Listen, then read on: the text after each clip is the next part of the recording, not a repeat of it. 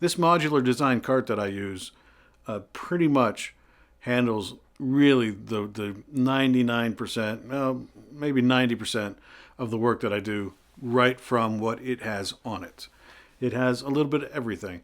I have a microphone drawer that has two Sheps MK41s, a Sheps CMIT, two Sennheiser MKH416s, and one Sennheiser MD46 stick mic. I have four more stick mics in the van. I have more microphones such as Sennheiser MKH70 in the van. I don't use those all the time, so they just come out when needed. I have a GAC drawer that pretty much, I mean, if you need headlamps, if you need batteries, if you need stickies, if you need bongo ties, if you need lens cleaner, lens wipes, it's pretty much in there, along with a little tiny stand that I can quickly pull out and throw a plat mic out, or it can double as a little table.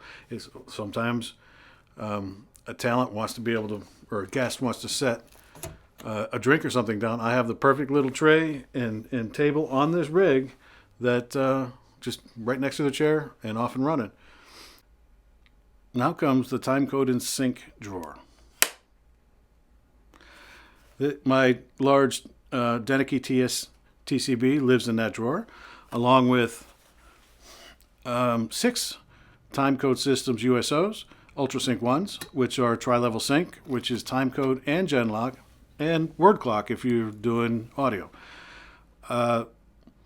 Genlock is really, really important. It's really a shame that we're seeing so many cameras these days that don't have genlock. They don't even have timecode. Timecode only is pertinent at the head of a roll. It's a stamp. And then the camera shifts to its own internal clock as soon as it starts rolling. And so whatever quality clock that is, that's the level of sync that you have. But if you genlock, then that is subframe accurate. That is literally the USO is taking control of the clock, the sensor in the camera, and it is keeping it bang on time.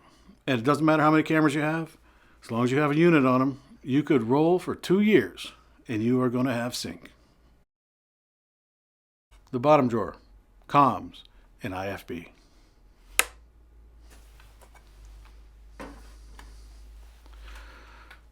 Now in the bottom drawer, this is a really popular drawer.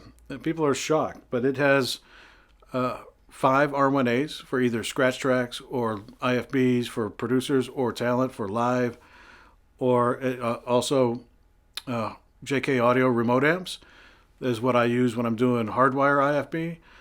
My cellular dialer kit's in there, and a headset for a cameraman, it lives in there.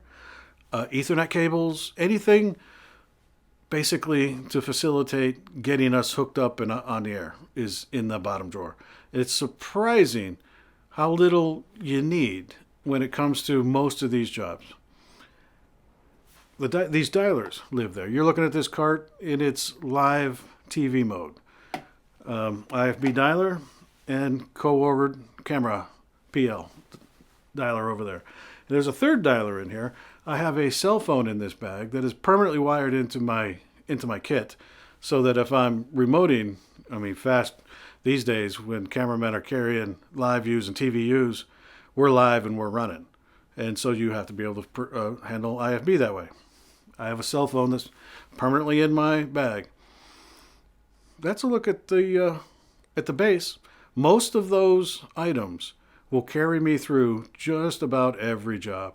Bigger jobs, of course, then I just grab my follow cart. What I've done, I'm glad I said that, because what I've done is I've merged my cart with the follow cart. I wanted one cart if I could do most of my jobs with one cart, and then a follow cart for the bigger jobs. If I'm doing a feature or if I'm doing a commercial that requires a bigger setup, I'm all in, ready to go.